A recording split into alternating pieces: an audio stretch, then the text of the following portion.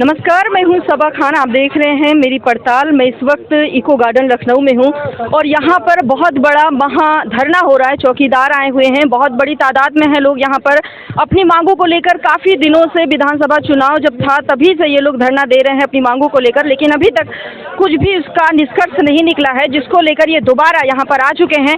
तो इनसे बातचीत कर लेते हैं। सर, क्या मुद्दा है? अभी तक आपका कोई सॉल्व हुआ कि नहीं हुआ? अभी क्यों आए हैं? देखिए, हमारा जो है सरकार पे बहुत ही ज़्यादा गुस्सा है,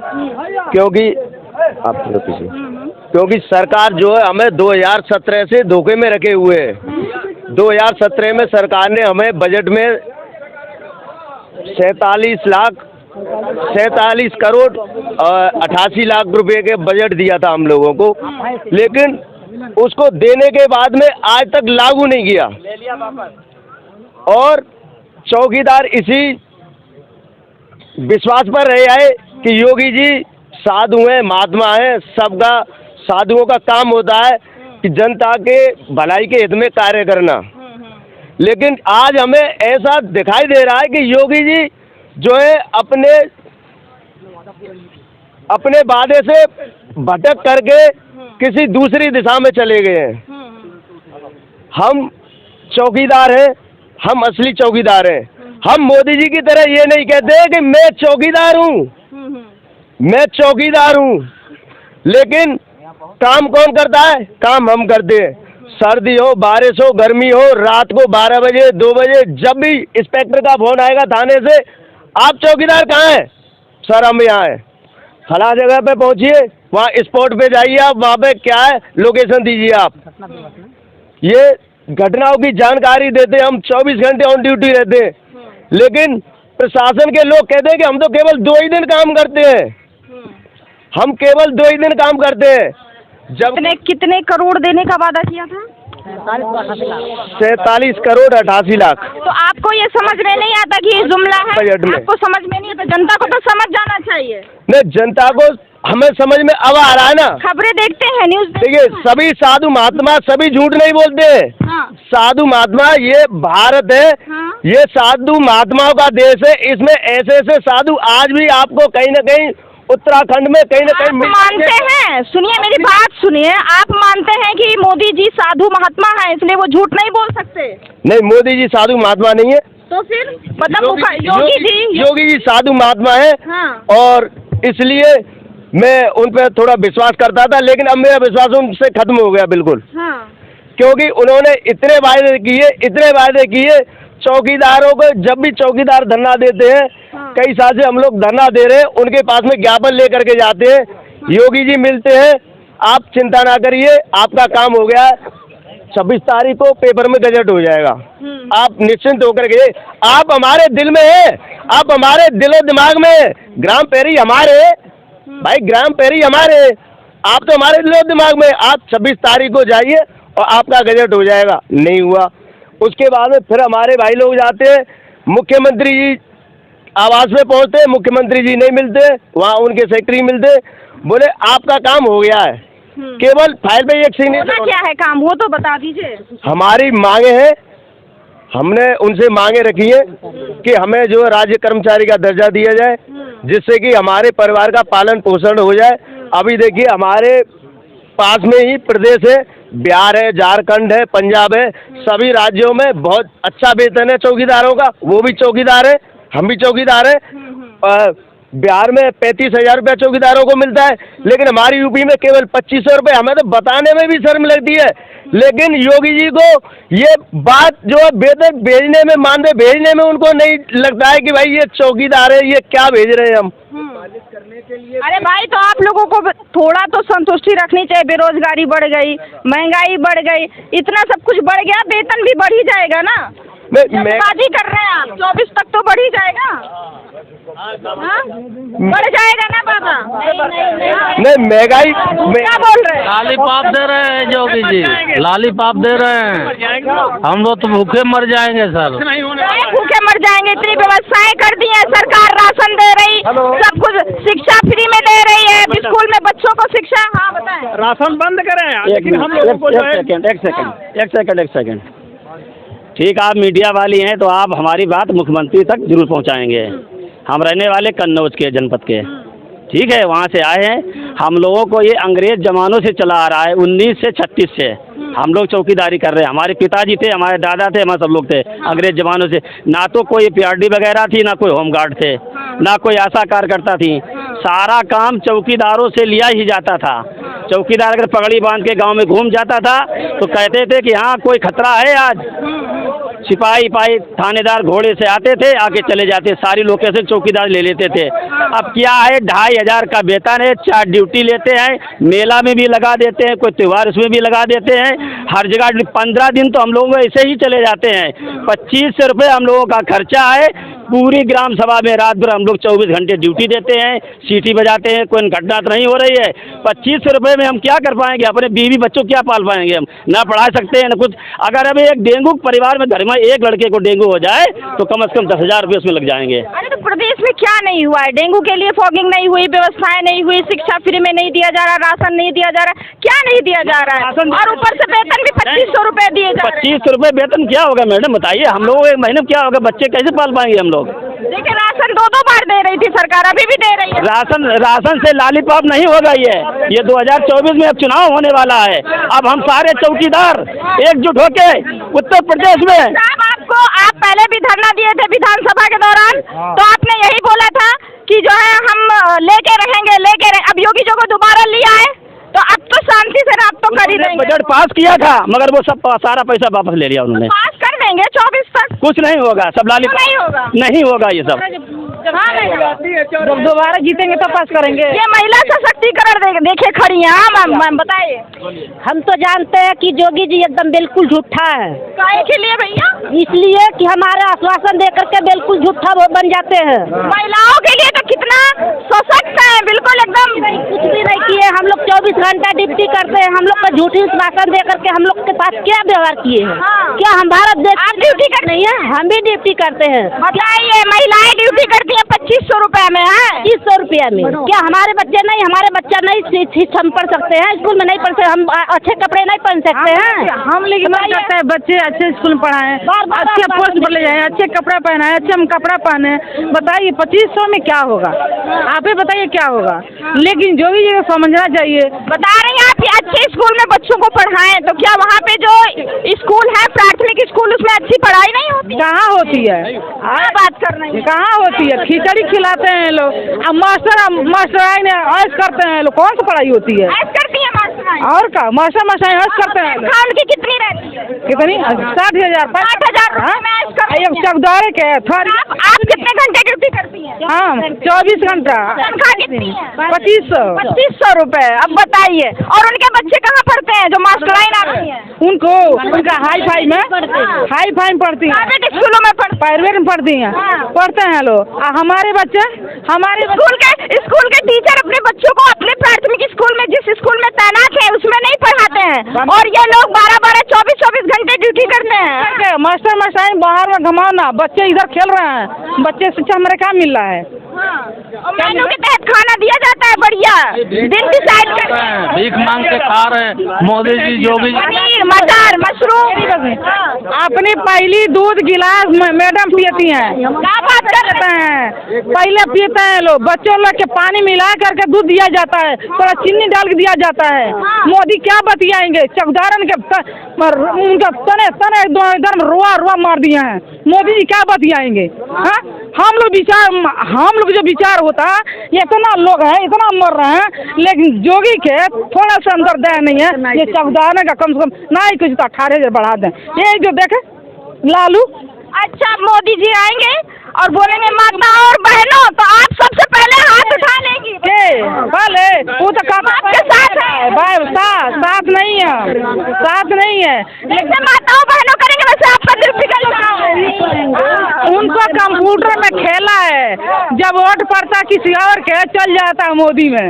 हाँ जी, क्या बोल रही हैं? बिल्कुल सही बोलती हूँ। उनका खेला आप वोट डालती हैं दूसरे में चला रुपया के देना, उनका रुपया के देना है, ठीक है। रुपया फेंको तमाशा देखो, पैसा रहेगा साथ में तो रंडी रही साथ में।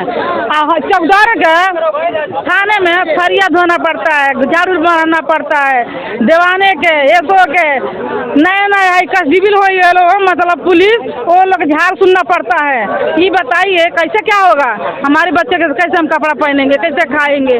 मड़ाई में हम झोपड़ी में है, हम झोपड़ी में है। हाँ, आवास नहीं मिल रही, आवास नहीं मिला है।